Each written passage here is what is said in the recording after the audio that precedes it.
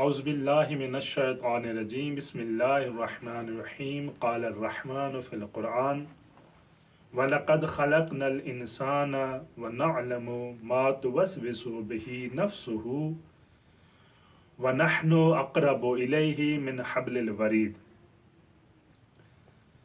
اگر کوئی شخص یہ اعتراض کرتا ہے، یہ سوال کرتا ہے کہ خداوند متعال انسان کی شہرت کے قریب رہتا ہے، انسان میں اور خدا میں کوئی فاصلہ ہی نہیں ہے، شہرت کے قریب رہتا ہے، بالکل گردن کے شہرت کے قریب رہتا ہے، تو خدا تک پہنچنے میں ہمیں کسی وسیلے کی ضرورت نہیں ہے، ہمیں کسی ہادی کی ضرورت نہیں ہے۔ خدا اتنا قریب رہتا ہے، ہمیں کیا ضرورت ہے کہ ہم کسی وسیلے کی تلاش کریں؟ تو یہاں پر ہم جواب عرض کریں گے۔ مولا کائنات نے رسول خدا صلی اللہ علیہ وآلہ وسلم سے حدیث نقل فرمائی ہے کہ رسول خدا نے فرمایا الناس نیام اذا ماتوا انتہبوا، لوگ سوئے ہوئے ہیں، جب مریں گے تب بیدار ہوں گے۔ کیا مطلب؟ یعنی ساری دنیا سو رہی ہے؟ نہیں، رسول خدا ارشاد فرمانا چاہتے ہیں کہ لوگ غفلت میں ہیں، غافل ہیں، جب ان کو موت آئے گی تو یہ خواب غفلت سے بیدار ہوں گے۔ یعنی اس سے معلوم یہ ہوتا ہے جب انسان غافل ہو جائے تو شہرت کے قریب بستے ہوئے خدا کو بھی فراموش کر دیتا ہے۔ ہم دیکھ رہے ہیں اس زمانے میں بھی، یا تاریخ اٹھا کے دیکھیں گزشتہ زمانوں میں، جب قومیں خدا کو بھولی ہیں تو خدا کو چھوڑ کے دنیا کا ہر کام کیا ہے، لیکن جس کا حکم خدا نے دیا تھا وہ کام نہیں کرتے تھے، اور خدا کو غفلت کی وجہ سے بھلا بیٹھے۔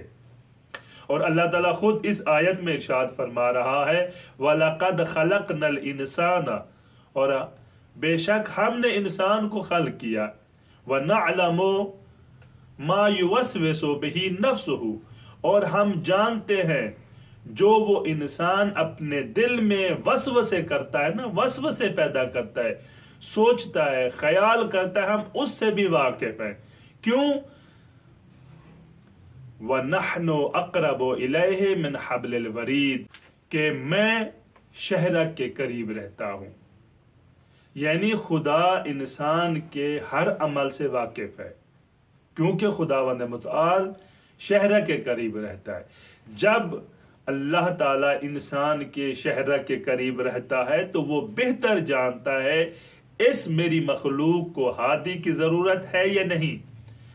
کوئی تو ہو اس کو خواب غفلت سے بیدار کرنے والا، کوئی تو ہو اس کو میری طرف متوجہ کرانے والا، کوئی تو ہو اس کو منزل مقصود تک پہنچانے والا۔ اس لیے اللہ تعالیٰ کی ذات نے انسان کی ہدایت کے لیے، اپنی مخلوق کی ہدایت کے لیے نبیوں کا، انبیاء کا یہ سلسلہ جاری رکھا۔ یہ کہ بعد دیگر اللہ نے انبیاء بھیجے، اولیاء بھیجے کہ میری اس مخلوق کی ہدایت کرو، اور میری مخلوق کو مجھ تک پہنچانا تمہاری ذمہ داری ہے۔ والسلام علیکم ورحمۃ اللہ وبرکاتہ۔